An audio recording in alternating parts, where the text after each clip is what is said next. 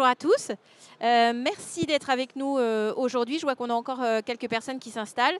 Donc pour ceux qui n'avaient pas entendu les instructions, pour ceux qui sont dans la salle, vous flashez le QR code que vous trouvez donc, ici sur le mur ou sur les fauteuils. Et normalement, vous nous entendez sans délai. Je suis ravie aujourd'hui d'être accompagnée de Antoine Cady. Bonjour Clotilde. Bonjour Antoine. Et nous allons parler aujourd'hui de biodiversité et acteurs économiques.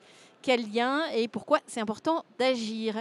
On va tout de suite démarrer, si c'est OK pour ceux qui se connectent. Voilà, c'est tout bon, on y va. Antoine, je te donne ça. Moi, je vais me pousser que vous voyez bien l'écran. Et on va démarrer. Antoine, est-ce que tu peux déjà nous expliquer, parce qu'on parle beaucoup de biodiversité, mais finalement, ce n'est pas toujours très simple de bien saisir exactement de quoi on parle et pourquoi c'est important d'agir. Puis on évoquera ensuite les liens avec les entreprises, etc. Mais on va commencer par là. Ok, on commence par là. Est-ce que peut-être je me présente rapidement? Oui, s'il te plaît, pardon. Bon. Donc Antoine Cady, bonjour à tous, merci d'être là et merci d'être ici au temple de l'entrepreneuriat, mais de vous intéresser néanmoins au vivant, à la biodiversité, à la planète. Et on va voir ensemble combien le choix que vous faites ce début d'après-midi est stratégique et vous emmènera certainement sur les bonnes trajectoires d'entrepreneuriat qui sont celles que vous êtes en train de porter, je n'en doute pas. Donc moi je suis Antoine Cady, j'ai un parcours universitaire dans les grandes associations de protection de la nature françaises en cabinet ministériel et je viens de terminer une mission de 7 ans au sein de la filiale biodiversité du groupe Caisse des dépôts et consignations. C'est pour ça que je connais bien l'univers de BPI France et plus largement l'univers du groupe Caisse des dépôts. Donc CDC biodiversité, j'étais directeur recherche innovation.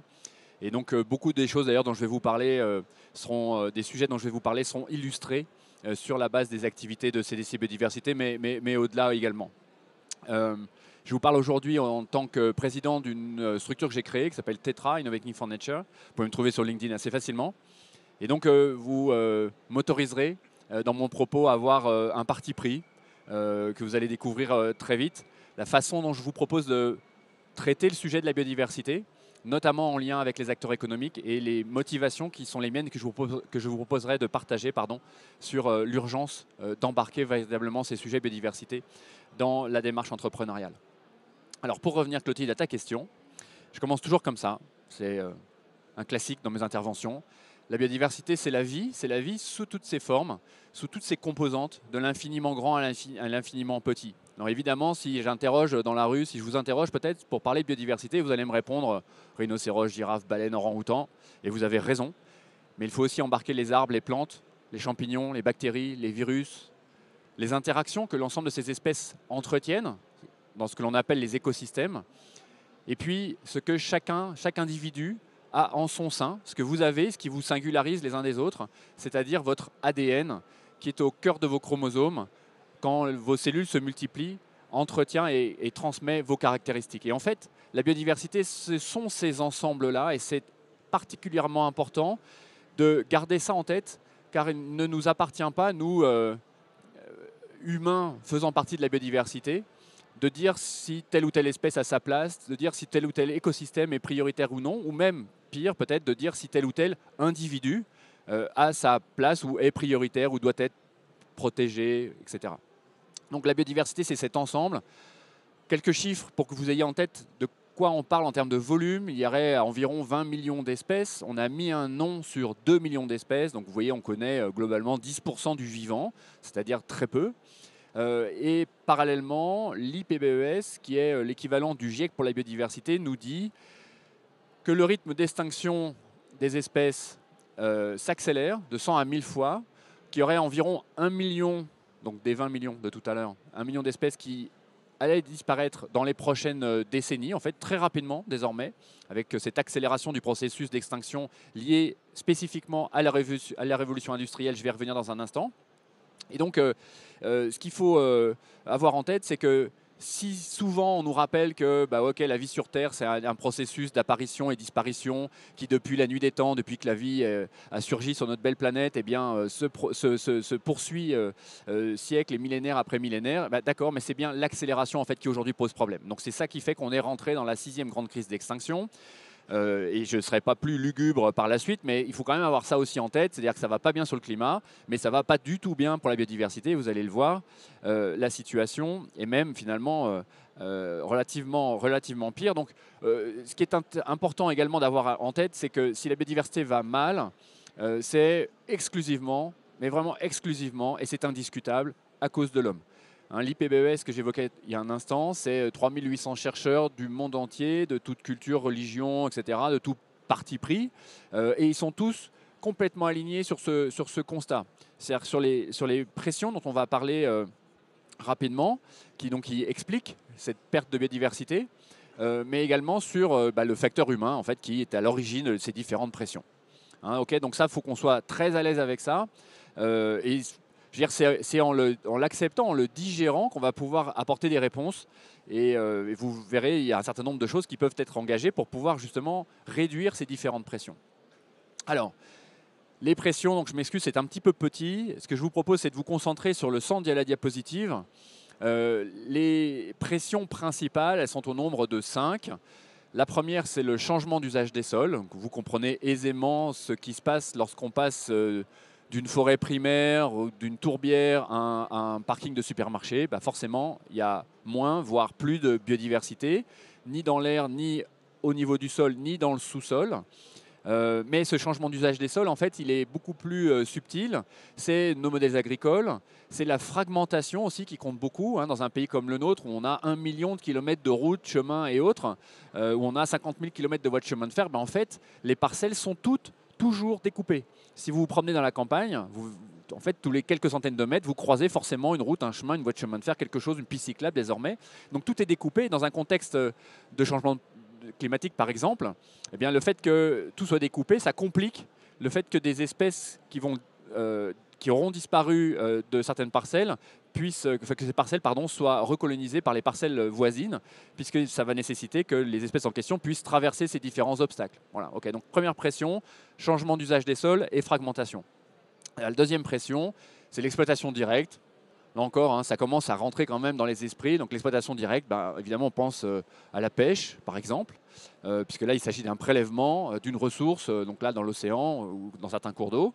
Lorsqu'on prélève trop, eh bien, on crée des déséquilibres. Et au-delà de ce que l'on va prélever, qui va pouvoir avoir des conséquences sur l'espèce, la communauté qu'on prélève, eh bien, ça va avoir des conséquences sur l'ensemble de l'écosystème.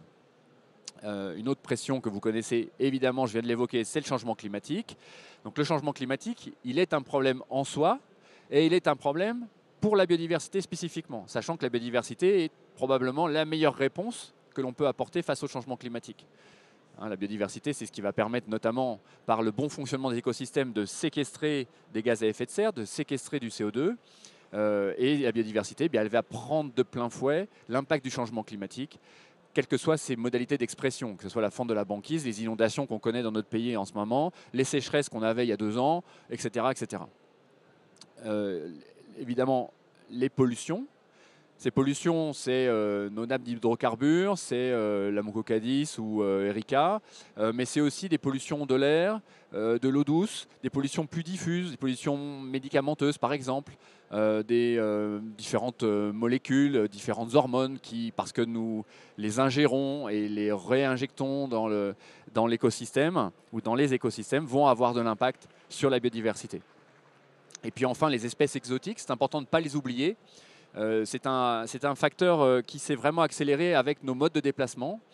Donc, au début du siècle dernier, c'était notamment l'augmentation du volume de transport maritime, avec notamment ces grandes cales qui étaient remplies d'eau dans un océan, relarguées dans un autre océan, rechargées, relarguées enfin, etc. etc. C'est ce qui a fait qu'on a eu un brassage, notamment des espèces animales et végétales au sein des différents océans qui, même s'ils sont connectés à l'échelle de la planète, en fait, restent isolés par les courants, les températures, etc. Donc on a vraiment mis un énorme cirque dans tout ça. Puis bien évidemment, nos transports aériens, nos véhicules, etc., augmentent considérablement la vitesse de déplacement des espèces. Et en fait, ces espèces sont exotiques quand elles arrivent dans un écosystème qui ne les a pas connues, avec lesquels elles n'ont pas coévolué, et peuvent être envahissantes en fonction des situations dans lesquelles elles se trouvent, et donc créer également des dérèglements très importants.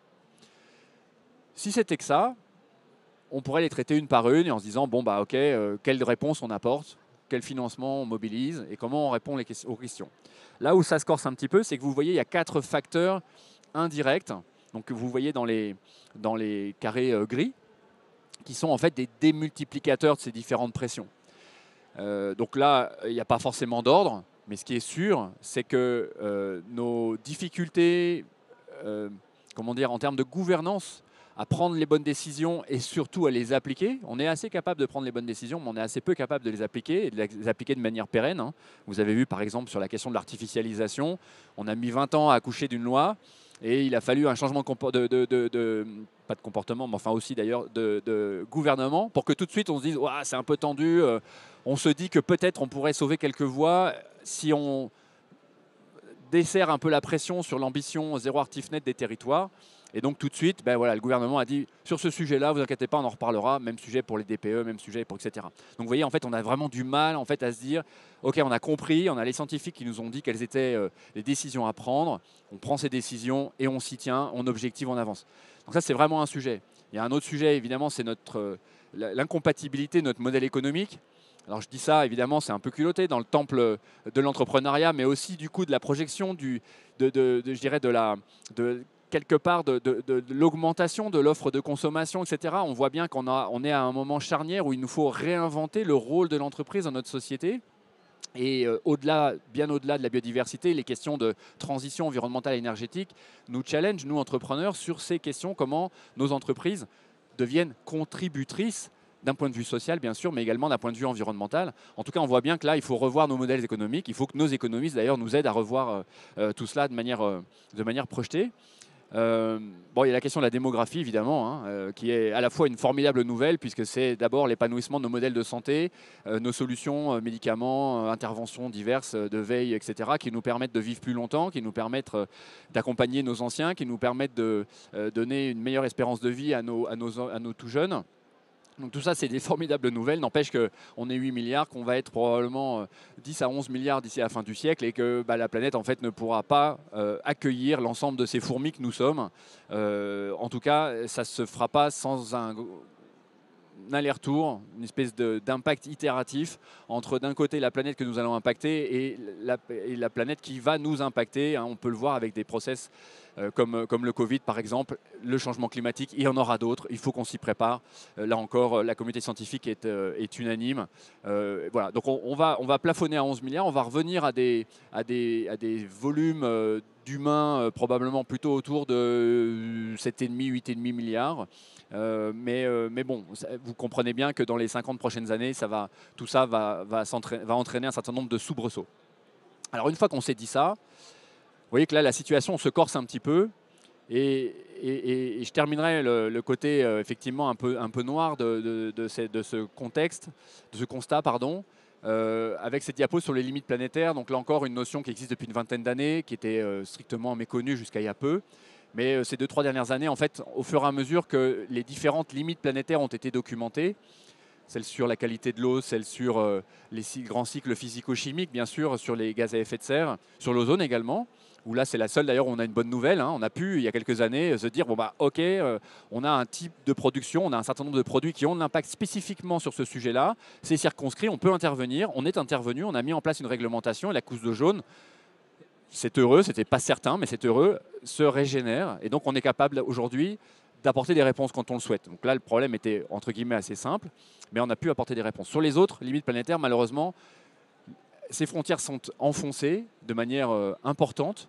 Et comme vous pouvez le voir à midi pour la biodiversité, eh bien, la situation pour la biodiversité, en fait, en moyenne, est plus grave qu'elle ne l'est pour le changement climatique. C'est juste qu'en fait, on ne le quantifie pas, on ne le mesure pas encore, parce que l'effondrement notamment des populations qu'on appelle d'espèces communes, oiseaux communs, insectes communs de nos campagnes, etc., elle est en cours, elle est documentée depuis 20 ans, 25 ans à peine, les travaux du Muséum en France, à Londres, d'un certain nombre d'équipes de recherche européennes principalement, parce que c'est beaucoup dans nos pays qu'on s'est préoccupé de ces sujets-là. Et donc là, ça montre que ça va très très vite. Donc là, on est plutôt proche des 1000, voire davantage en termes de cadence d'extinction. Voilà, donc c'est pas terrible, et pourtant il nous faut agir. Et avant de vous dire quelques mots sur la relation spécifique que j'entrevois, et je vous parlais de parti pris tout à l'heure, moi, entre la biodiversité et les acteurs économiques. Je voudrais dire qu'il y a vraiment un truc qui est important, c'est qu'il n'est pas possible, juste après avoir évoqué les limites planétaires, de se dire, bon, ok, il est sympa, Antoine, mais on va traiter la question du changement climatique. C'est déjà un gros défi. Et puis on verra après la biodiversité, parce que quand même, on ne peut pas tout mélanger, on ne peut pas tout traiter de fond. Nous, on est des boîtes, il faut qu'on paye des gens, il faut qu'on ait notre renta, il faut qu'on rembourse nos investisseurs, nos prêteurs, il faut, etc., etc. Et donc on verra la biodiv plus tard, parce que là, franchement, laissez-nous un peu respirer. Déjà, vos obligations de reporting, enfin, vous voyez un peu ce que je veux dire. Bon, c'est pas possible. En fait, on ne pourra pas traiter l'un après l'autre. D'ailleurs, je dirais la même chose si j'étais en train de vous faire une conférence sur la question de l'impact du changement climatique et qu'on se disait on va traiter le climat d'abord et la biodiversité d'abord et on verra le climat après. Il faut absolument embarquer les deux en même temps. Je continue ? Oui. Alors, évidemment, la biodiversité, il faut la protéger et on va le voir, la protéger, ça ne sera pas suffisant, donc il faut également la restaurer pour plein de raisons. Et la première d'entre elles, c'est notre responsabilité, c'est notre éthique, c'est nos valeurs. En fait, on a cette responsabilité que de devoir, nous, peut-être avec notre recul, notre capacité à prendre du recul, à réfléchir, à modéliser, etc., d'assurer évidemment l'épanouissement et l'avenir de la vie sur Terre, de ces formes de vie sur Terre. Et ça devrait suffire pour qu'on prenne les bonnes décisions. Mais comme ce n'est pas suffisant, depuis une quinzaine d'années, on a développé un certain nombre de concepts. Il y en a un qui s'appelle notamment les services environnementaux, les services écosystémiques. C'est très simple, c'est juste quelque chose qui illustre le fait que le fonctionnement de l'entreprise repose sur un certain nombre de postulats, se traduit généralement par un exercice comptable avec un bilan passif, actif, investissement, etc. Et qu'on oublie totalement, mais vraiment totalement. C'est-à-dire qu'il n'y a pas aujourd'hui une entreprise qui a véritablement ouvert sa comptabilité à la partie extra-financière. Et on oublie totalement en fait, le fait que des pans entiers de notre économie reposent sur ce que l'on appelle ces fameux services, qui sont donc gratuits par définition, puisqu'ils sont fournis par une nature que l'on ne paye pas pour ça, on ne lui achète pas, on ne l'indemnise pas pour cela. Et d'ailleurs, elle serait bien en peine de le demander, puisqu'il n'y a pas de voix qui la représente, à part quelques assos ou autres.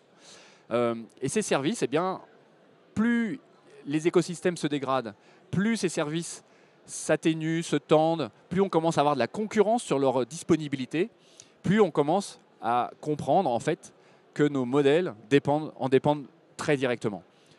Clairement, aujourd'hui, on dit 60% du PIB mondial repose sur ces services. Et vous voyez ces services, évidemment, si je vous questionne, là encore, vous me diriez, bah oui, ok, la pollinisation, je vois les insectes, ok, moi je suis agriculteur, si j'ai plus d'insectes, eh ben, mes arbres fruitiers ne donneront pas de fruits parce que j'aurai personne qui viendra transporter le pollen d'une fleur à une autre.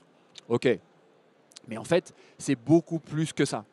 Il y a tout le pan des grands cycles, il y a tout le pan des grandes fonctionnalités écologiques, il y a tout ce qui est lié à notre épanouissement, à notre santé, etc. etc. Et donc, vous voyez, ces services qui sont extrêmement nombreux, ils sont tous aujourd'hui attaqués par la perte de biodiversité. Ils sont fragilisés.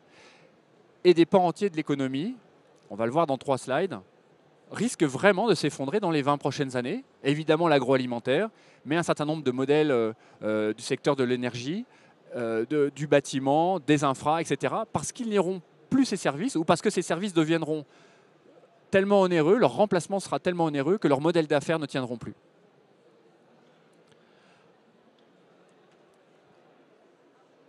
Ce qu'il faut avoir en tête, c'est qu'aujourd'hui, on est en capacité, et c'est vraiment un point important, et j'en reparlerai en conclusion, suivez les travaux de BPI France et vous aurez des outils qui vont vous permettre, à tout niveau, que vous soyez dans une grande entreprise du CAC 40 ou dans une petite PME, de vous connecter à la biodiversité, dans le sens comprendre vos risques, votre dépendance, comprendre votre responsabilité, vos capacités à agir.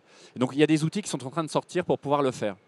La biodiversité, pendant des années, on l'a traitée de manière qualitative. Des listes d'espèces, une photo, voilà, un écosystème, et on se dit, bon bah ok, je vois. Et on a traité ça en termes de réponse à la même échelle. Bon bah ok, je vais mettre des ruches, je vais créer des actions pédagogiques, je vais faire une fresque. Des trucs vachement utiles, vachement sympas, mais en fait clairement pas au niveau. Cette dia, elle est juste là pour rappeler 2 choses. La première, c'est qu'on a, il y a quelques années, pris le parti de de créer ce qu'on appelle des métriques synthétiques, comme la tonne équivalent CO2, les pôles climat. Il y a une métrique qui a été inventée par un organisme de recherche hollandais qui s'appelle la MSA km², qui exprime en fait le niveau d'intégrité des écosystèmes par unité de surface. Donc on s'en fout un peu. Ce qui est intéressant, c'est de se dire que en fait, cette métrique, on va pouvoir la caler sur n'importe quel type d'écosystème. Okay, c'est-à-dire que ce qui va m'intéresser, ce n'est pas tellement l'écosystème d'origine, c'est son niveau de dégradation. Et c'est ça qu'on exprime sur cette slide en disant, voilà, la limite planétaire, elle se situe autour de 72% exprimée en MSA. Okay, donc si on perd globalement un quart de la biodiversité moyenne, eh bien, on franchit la limite planétaire. Et ce qui est important, c'est de savoir où est-ce qu'on en est. Hein, tout à l'heure, je vous parlais d'espèces. Là, je vous parle vraiment de fonctionnalité écologique au sens large. Et donc là, aujourd'hui, on en est où? On en est un peu en dessous de 63%, peut-être plutôt en dessous des 60%. Donc ça veut dire que là, il y a déjà 40% de biodiversité en moyenne qui a disparu. Ça se traduit par des pertes d'espèces, mais ça se traduit aussi et d'abord par un effondrement des populations, donc un effondrement du nombre d'individus et donc des dysfonctionnements. Et là encore, quelque chose sur lequel je vais rebondir, c'est que autant sur le climat, vous vous rappelez en 2015, au moment de la COP21, on s'est tous posés, il y avait le GIEC qui nous a dit, bon bah ok les gars, on en est là. Si on va sur un scénario 1,5 degré, en clair, on peut encore se laisser une capacité d'émission qui nous emmène jusqu'à, en moyenne, plus 1,5 degré. Hein, vous êtes à l'aise, j'imagine, maintenant avec ces notions. Eh bien, on sera dans un monde qui sera compatible avec nos sociétés, avec nos entreprises, avec notre fonctionnement. On voit d'ailleurs qu'on va déraper, qu'on ne va pas atteindre cet objectif et que du coup, on va se retrouver dans un monde qui est incertain et qui va nous demander, comme en Floride hier soir, de déménager. Des millions de personnes qui vont devoir déménager, y compris dans des pays occidentaux. Je ne vous parle même pas de pays ou d'îles qui, elles, vont déménager, ces populations vont devoir déménager définitivement. On va devoir déménager également nos activités agricoles, forestières, etc. Sur la biodiversité, en fait, les scientifiques, ils nous disent déjà, les gars, on a passé la cote limite. En fait, on est déjà tout en bas, on est déjà dans cette zone d'incertitude avec laquelle on ne veut pas cohabiter, parce qu'on ne sait pas la projeter. On ne sait pas dire dans quel cadre un monde, nos sociétés, notre monde, nos entreprises seront en capacité véritablement de s'épanouir, parce qu'on ne sait pas quels vont être les impacts. Et donc, c'est pour ça qu'au moment de la COP15 biodiversité, cette fois-ci, en décembre 2022, à Montréal, c'est le scénario bending the curve, c'est-à-dire infléchir la courbe tout de suite. Hein, c'est un objectif 2030. Vous imaginez, 2030, c'est dans 5 ans, 6 ans. C'est-à-dire qu'on nous dit immédiatement il faut stopper l'érosion de la biodiversité. On nous dit une deuxième chose, ça ne sera pas suffisant. C'est-à-dire qu'en fait, pour revenir à la limite planétaire, qui est encore une fois la zone avec laquelle on pense qu'il est raisonnable, pas confortable, raisonnable de cohabiter, eh bien, il va falloir restaurer 25 à 30% de la biodiversité perdue. Et donc ça pose la question de qui finance ça, comment on le finance, comment on l'encadre, comment les gens qui le financent ont un retour sur l'argent qu'ils vont mettre, parce que ça va peut-être directement contribuer à leur activité, leurs activités même au pluriel, mais ça va aussi participer pour partie au bien commun. Donc il y a un certain nombre de concepts qui sont en train de sortir et je vous en parlerai rapidement tout à l'heure. Peut-être Antoine, pour te laisser respirer 2 minutes. On voit là un constat quand même assez triste, hein. Tu nous fais un petit peu peur. Est-ce que tu peux parler quand même des choses qui se mettent en place, des engagements qui sont pris au niveau des États, à l'international et même en France? Est-ce qu'on peut essayer de voir un petit peu de positif? Ouais. Alors, ce qui est très positif, c'est que maintenant, ça, c'est sur la table. Et moi, comme je vous disais tout à l'heure, je suis un peu vieux maintenant, et donc je suis dans la deuxième partie de ma vie professionnelle. J'ai commencé assez jeune, et c'est vrai qu'à l'époque, quand on racontait ces histoires-là, on prêchait franchement dans le désert. J'étais conseiller de Jean-Louis Borloo. Quand au début du Grenelle, on essayait de raconter ces histoires-là, franchement, pareil, on avait parfois un sourire compatissant face à soi en disant ouais, c'est bien, t'es engagé, c'est chouette, il en faut des comme ça. Bon, voilà, là, maintenant, les choses sont vraiment sur la table. Vous l'avez vu, le constat, les métriques, les outils. Et il y a également un cadre. Et ce cadre, j'en parle parce que je suis convaincu moi-même que ce qui s'est passé, encore une fois, je reviens sur Paris, la COP21, le climat, c'est pas tant l'accord en fait, c'est l'alignement d'intérêts. Il y a la cible définie par les scientifiques, les autorités internationales qui se mettent d'accord sur ok, cette cible c'est celle qu'il faut qu'on essaye, vers laquelle on essaye de tendre. Il y a des outils il y a des métriques, donc les bilans carbone, la tonne équivalent CO2.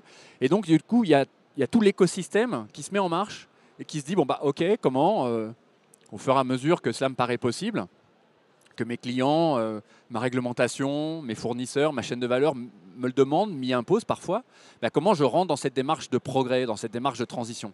Bah, c'est exactement ce qui est en train de se passer sur la biodiversité. Et ça, c'est vraiment positif et c'est pour ça que je crois qu'il est fondamental d'en parler ici, au moment où les entrepreneurs se questionnent, se challengent, parfois se projettent, parce que sur la biodiversité, bien, on a désormais un cadre. Il y a l'accord de Kunming-Montréal 2022 que j'évoquais. Alors voilà, on ne va pas rentrer dans les détails. J'ai une diapo là-dessus qu'on ne va pas décrire, mais c'est juste pour vous montrer. Donc il y a tout un tas de cibles qui vont à la fois sur les aires protégées, sur les espèces, sur les peuples premiers, sur etc. Mais il y a aussi des tas de cibles qui nous concernent. La 2, la 19, c'est vraiment à destination des acteurs économiques, hein, avec les moyens qu'on doit mobiliser, avec les objectifs vers lesquels il faut tendre, etc. Ce cadre international, il est en train de se décliner au niveau européen. Et là encore, vous l'avez peut-être vu, la fin du mandat d'Ursula von der Leyen et malgré la fragilité la nouvelle équipe, elle a rebondi, elle poursuit son travail sur ces questions-là. Au-delà du Green Deal, c'est véritablement une réglementation qui commence à être contraignante. Les obligations de reporting, vous les avez en tête, la CSRD, etc. Hein, je veux dire, ça commence en janvier 25 sur les données 2024. C'est-à-dire que pour toutes les entreprises, 2000 en France, qui vont y être soumises, là, les dés sont jetés. Les données, elles sont déjà... Enfin, l'activité, c'est déjà du présent, quoi. Hein, okay, donc là, on est vraiment projeté. La directive restauration, qui est sortie cet été, elle dit quand même un truc comme il va falloir restaurer 30% des écosystèmes, enfin, des habitats naturels dégradés à l'échelle de toute l'Europe d'ici 2030. 30%. On est sur des dizaines de millions d'hectares. On est sur des centaines de millions d'euros à mobiliser. Donc on n'a pas encore la réponse. Vous le verrez, il y a des outils. Mais c'est ça le niveau d'ambition qui est porté au niveau européen. Puis au niveau national, ben en fait, on a la même chose qui se décline. Hein, on a une stratégie nationale biodiversité, et puis on a des réglementations. J'évoquais tout à l'heure le zéro artificialisation net. On en a d'autres sur le reporting. Hein, depuis 2 ans, depuis 3 ans maintenant, les institutions financières sont obligées d'étendre leur reporting extra-financier à la biodiversité dans le cadre de l'article 29. C'est un vieux truc qui traînait depuis 2018 dans les cartons et qui est sorti à partir du moment où les outils, les métriques ont commencé à prendre leur essor. On peut dire aussi dans la stratégie nationale biodiversité française, on voit l'apparition du rôle des entreprises. Jusqu'à présent, il n'y avait pas ça. C'était plutôt un engagement public.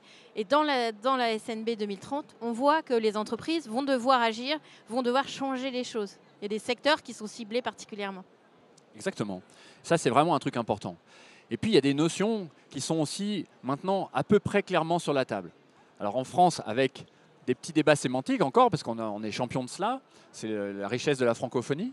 Mais d'une manière générale, vous le voyez sur cette diapo qui est vraiment très importante. La biodiversité, on ne peut pas la traiter de la même façon qu'on traite les gaz à effet de serre. Okay, on ne peut pas se dire il y a les émissions d'un côté, la séquestration de l'autre. Il faut absolument avoir un certain nombre de paliers. Et comme vous pouvez le voir, en fait, dans le cadre du no-net loss, donc dans le cadre de l'objectif 2030, très court terme, de stopper l'érosion de la biodiversité, l'enjeu, c'est de 1, mesurer son impact, 2, réduire son impact, dans l'ordre de priorité, hein, et il faut évidemment le faire tout ça de manière la plus rapide possible. 3, il faut compenser son impact résiduel. Donc ça, dans un pays comme le nôtre, il y a un cadre réglementaire qui impose de le faire d'ores et déjà.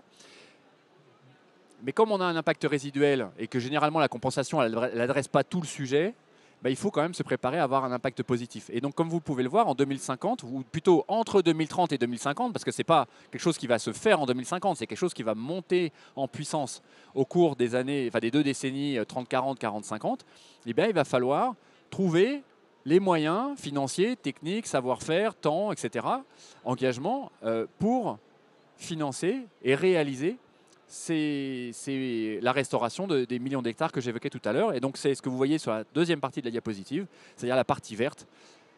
Et évidemment que l'objectif, c'est de réduire au maximum toute la dette que l'on a accumulée depuis 150 ans en ne se souciant pas du tout de notre impact sur la biodiversité.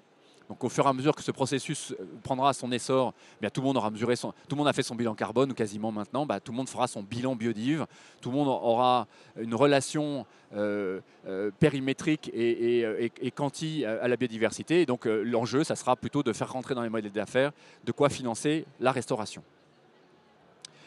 Voilà, donc ça, j'aurais pu vous les présenter dans un autre sens, mais vous voyez, voilà, au niveau réglementaire, il y a plein de lois, donc qui sont vues par certaines entreprises comme des contraintes, vues par d'autres entreprises comme des opportunités. Et je vous encourage vivement à voir ça comme des opportunités, évidemment. Mais soit de se positionner dans un champ concurrentiel, soit simplement d'anticiper les difficultés qu'on aura à traiter de toute façon.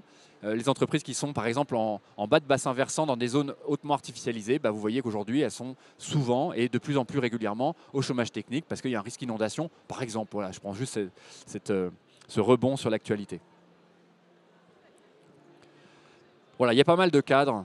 Non, j'allais te dire qu'on pouvait avancer un peu sur la réglementation, qui est peut-être quelque chose qu'on peut... Il nous reste 15 minutes, donc je me dis, ouais, si on peut... Tout à fait.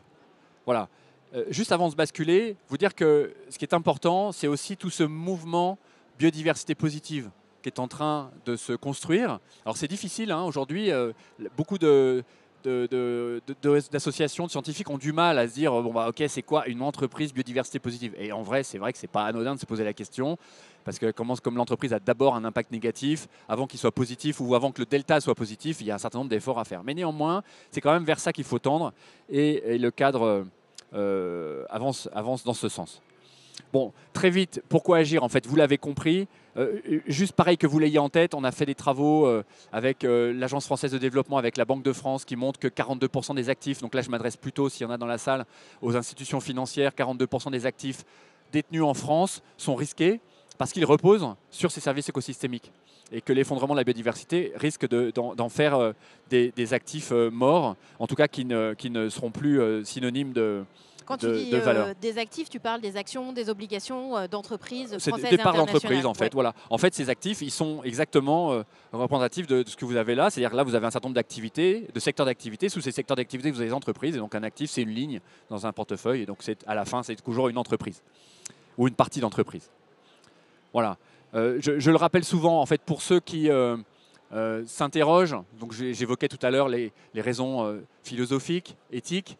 Les raisons pragmatiques et puis il y a aussi tout un tas de raisons que vous avez là. Donc opérationnel, tension sur la chaîne de valeur ou autre, réglementation. Bah, vous avez bien vu qu'entre la loi de 76 et la loi de 2016, il s'est écoulé 40 ans et très peu de textes spécifiquement dédiés à la biodiversité. Par contre, depuis 2016, il y en a un par an. Et là, on a clairement changé de cadence. Et on a changé de niveau d'ambition également au niveau de ces réglementations. Donc il faut anticiper le fait que de toute façon, même si de temps en temps, j'évoquais le ZAN tout à l'heure, on est tenté de dire oh, ok, je vous laisse 2-3 ans de plus. En fait, ça ne change rien à l'échelle d'un investissement qui va s'amortir sur 15 ans ou sur 20 ans, à l'échelle d'une infrastructure qui est pensée pour 50 ans. De toute façon, c'est le sens de l'histoire. Bon, l'autre chose, c'est quand même quelque chose qui bouge, hein, la question de l'image, de la réputation, donc du risque réputationnel. Aujourd'hui, les entreprises qui ne s'intéressent pas à ces sujets et qui ne sont pas en situation de responsabilité réelle, eh bien, elles sont malmenées. Et puis, bien, dans la chaîne de valeur, toujours, en amont, les financiers, comme ils sont contraints de faire du reporting, bah en fait, ce qu'ils font, c'est qu'ils se tournent vers les entreprises, hein, ils se tournent vers chacun d'entre nous en disant bon, bah, les gars, donnez-moi les billes qui me permettent de montrer que j'ai bien fait de mettre des ronds chez vous, y compris sur la partie extra-financière. Donc, si vous n'êtes pas en capacité de le faire, vous prenez le risque que ces investisseurs, finalement, aillent vers quelqu'un d'autre qui sera capable d'apporter du financier et de l'extra-financier. Et puis dans la chaîne de valeur aussi, bah, vous avez des grosses entreprises ou des plus petites, vos fournisseurs, vos clients, qui peuvent être tentés parce qu'ils sont embarqués aussi par ces obligations réglementaires, de vous dire, bah, écoutez, moi ça m'intéresse, ton métier ou ta matière première, ton savoir-faire m'intéresse beaucoup, mais comme tu n'es pas capable d'embarquer ces questions ESG, bah, ça va nous poser problème dans notre relation commerciale directe. Alors, du coup, un peu vite, comment agir? Voilà. Donc là, je ne vous apporte pas la solution. Je vous apporte des pistes de réflexion. On va les évoquer assez rapidement pour se laisser un peu de temps de questions.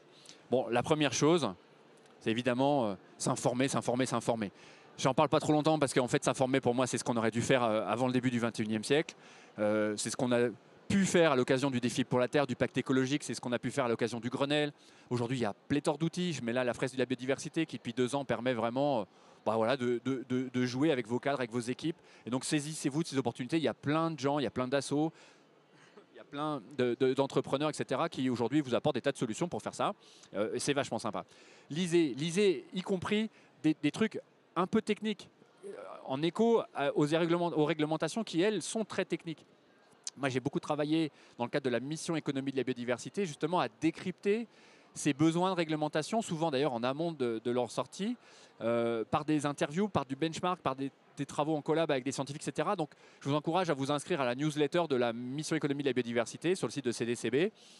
Donc vous voyez, j'y suis plus, c'est très intéressé, mais cette mission, elle est d'intérêt général, elle est financée par l'établissement public Caisse des dépôts. Donc ils nous abritent tous. Et ces publications que vous voyez là, il y en a une cinquantaine qui traitent plein de sujets. Et je ne doute pas que certains vous intéresseront. Je change complètement de sujet. Donc on s'accroche parce qu'on va faire comme ça des coups de projecteur sur quelques idées. Il y a évidemment, c'est pas pour la biodiversité, mais là c'est pour nous, intégrer la biodive dans le lieu de vie. En fait, c'est pour contribuer finalement à un avenir souhaitable, désirable. On vit mieux dans des bureaux où il y a des espaces verts, où il y a des plantes, où l'air est sain, où on voit l'extérieur et que cet extérieur est vivant, où on va pouvoir prendre l'air pendant la pause, à midi, le soir, machin, etc. Voilà, on vit mieux dans des villes qui ne sont pas exclusivement artificialisées. On vit mieux globalement dans des collectivités qui intègrent des éléments du vivant. Et vous vous rappelez, on a beaucoup parlé des trams vertes urbaines, etc. Là encore, il faut être clair, si on fait ça, c'est pour l'homme et c'est nécessaire en tant que tel. Ce n'est pas pour la biodiversité. Donc on ne le fait pas pour se faire plaisir du tout, c'est une vraie nécessité. Mais alors là, il y a plein de choses qui existent, il y a plein de bureaux d'études, il y a beaucoup d'innovations également. Et donc je vous encourage à vous pencher sur ces questions-là. Il y a réponse probablement à toutes les questions que vous pouvez vous poser, quelle que soit l'échelle.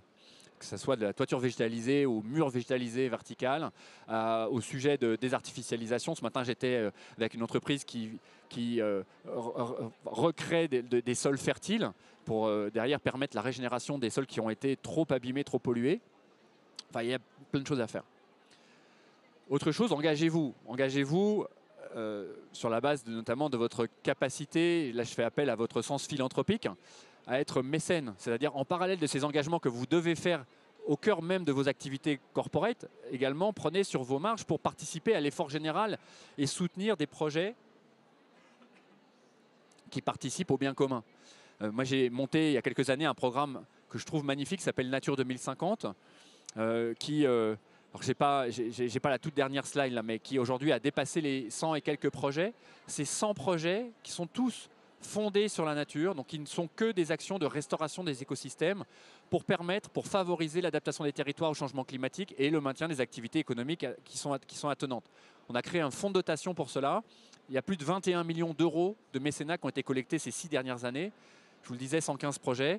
Et on travaille avec ces projets jusqu'en 2050.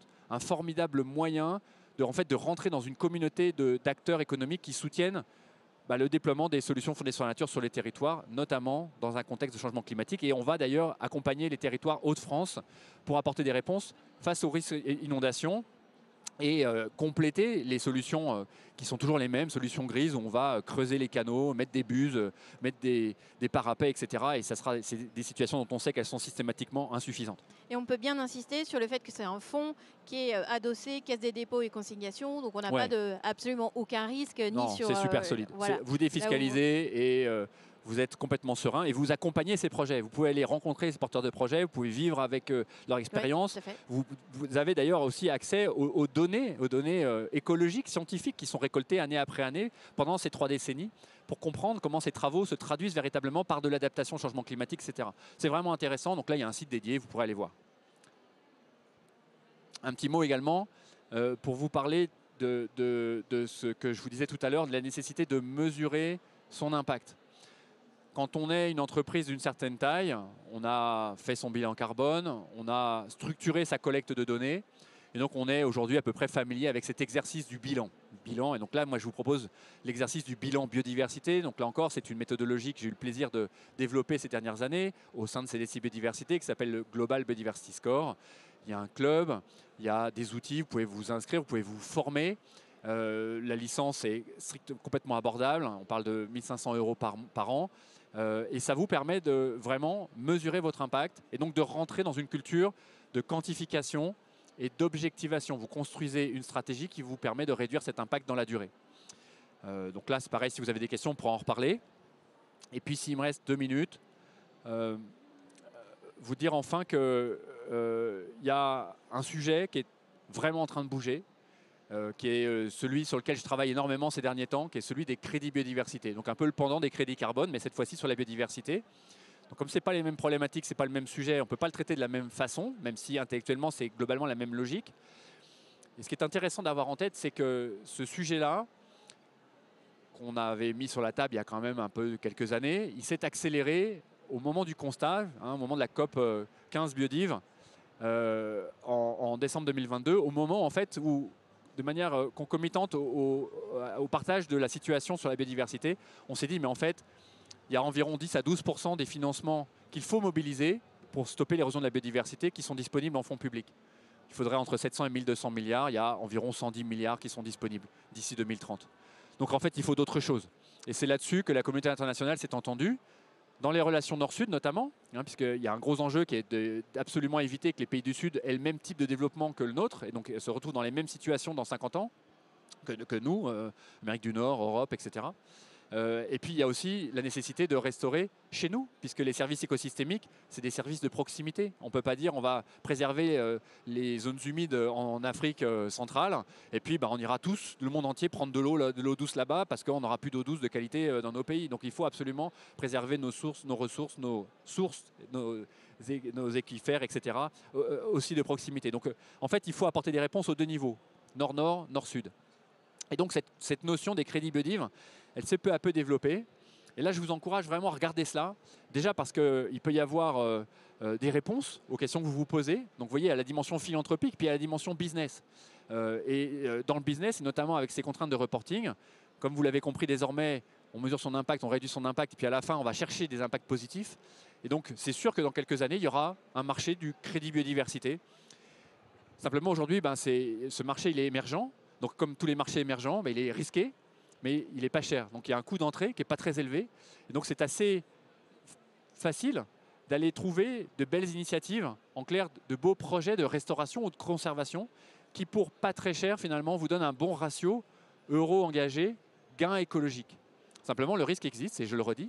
Ce risque, en fait, c'est le taux de transformation entre le gain écologique qu'on va mesurer à travers la présence d'espèces, l'état d'un écosystème ou autre, et puis ce que ça donnera en crédits qui seront utilisables pour faire ce reporting. Encore une fois, la même mécanique que pour les crédits biodiversité. Et donc, juste vous dire un mot, parce que c'est vraiment là-dessus que je bosse aujourd'hui. Restore, vous en entendrez parler concrètement dans 15 jours à l'occasion du lancement donc, de cette société qui vise à être une plateforme entre des investisseurs et des porteurs de projets dédié au crédit biodiversité et qui permet aux investisseurs non pas d'acheter des crédits, mais d'investir dans des crédits. C'est-à-dire d'être acteur, d'être détenteur de parts de la société dont l'unique finalité est de financer des travaux de restauration en France, en Europe et dans le monde. Notre premier gros projet, il sera en Amérique du Sud. Il est sur 1 300 000 hectares. Donc vous voyez, on est au niveau attendu. Tout à l'heure, on évoquait cette échelle du million d'hectares qui est importante. On est au niveau attendu et l'ambition de Restore, ça va être de mobiliser 500 millions d'euros pour, en moyenne, permettre la restauration sur les 30 prochaines années de 5 millions d'hectares sur l'ensemble de ces priorités. Voilà, donc si ça vous intéresse, là encore, inscrivez-vous sur le compte LinkedIn de Restore et donc vous aurez peu à peu de l'actualité sur ces sujets. Merci, on va passer aux questions. Il nous reste 5 minutes, c'est super. Est-ce qu'on a des questions? Alors n'hésitez pas, c'est moi qui devais me déplacer, venir à vous pour poser. C'est toujours la première qui est un petit peu difficile. Je ne vois pas de questions pour l'instant. Non? Toujours pas de questions? Alors moi j'en avais une peut-être sur les crédits biodiversité. Ah, il y en a une. Parfait, super. Allez-y, je reposerai après. Bonjour, merci. J'ai pas entendu parler. C'est horrible. J'ai pas entendu parler de tout ce qui est entreprise régénérative. Est-ce que vous êtes en lien avec les gens qui travaillent sur ces sujets, voir les rapprochements possibles entre vos outils et méthodes et comment ça peut être intégré dans les futures méthodes d'entreprise régénérative? Alors j'ai évoqué le mot tout à l'heure. J'étais avec Thomas Brezard hier, donc voilà. Donc on discute de ça. En fait, l'entreprise régénérative aujourd'hui, elle embarque encore de manière assez partielle les sujets spécifiquement biodiv. C'est encore devant nous. C'est juste que je trouve que le travail qu'elles réalisent, que ces entreprises réalisent, est tellement formidable que je veux absolument pas pointer du doigt le fait qu'il y a un peu de retard sur la biodiv, parce qu'en fait, de toute façon, elles ont moins de retard que toutes les autres sur ces sujets-là. Et ça fait partie effectivement de nos champs de progression.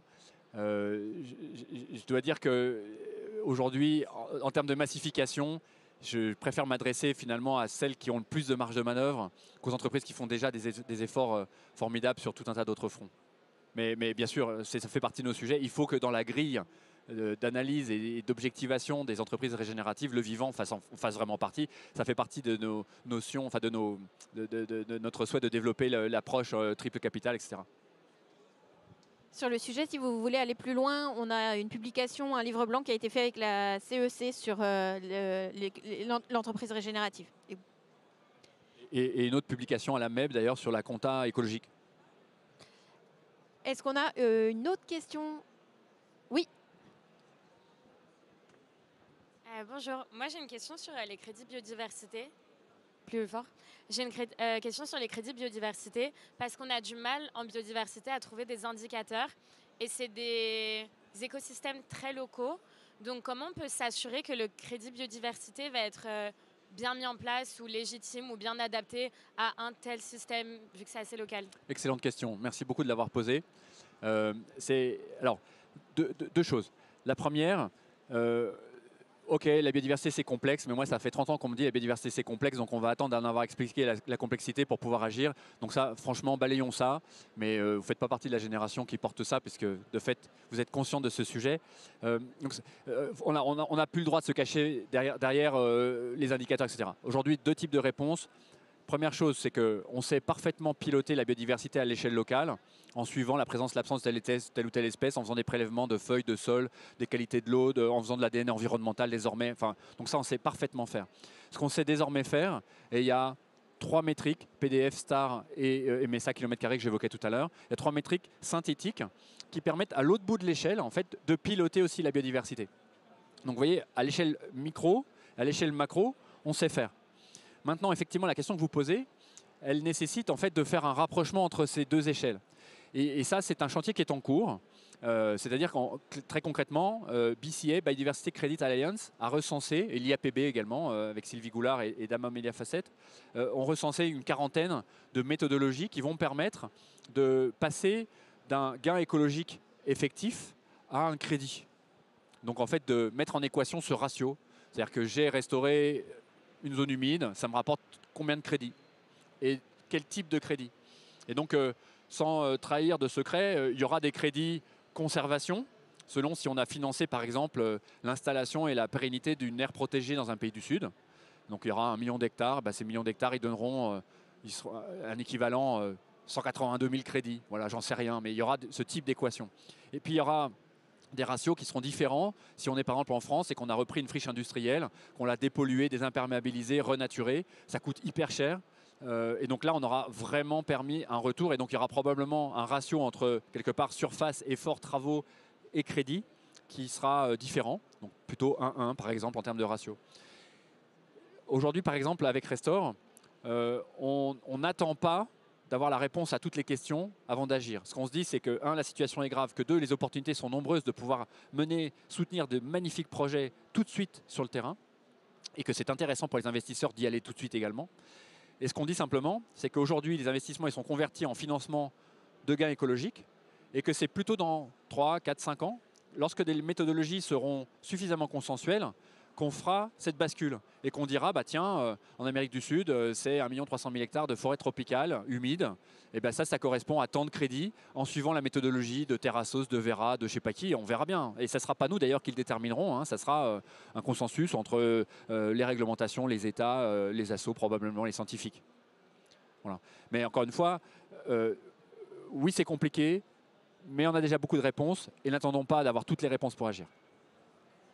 Merci beaucoup, Antoine. Merci à vous. On a terminé cette masterclass. On espère que ça a répondu à toutes vos questions. N'hésitez pas à contacter Antoine si vous avez d'autres questions. Oui. Et puis, vous pouvez aussi consulter les contenus BPI France sur la biodiversité. Il y en a plusieurs aujourd'hui.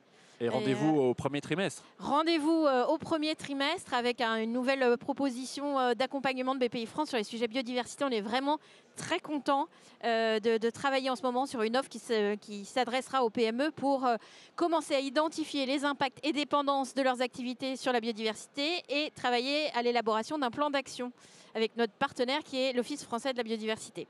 Et CDC Biodiversité qui nous accompagne sur la méthodologie. Merci à tous. Je vous souhaite une très bonne journée.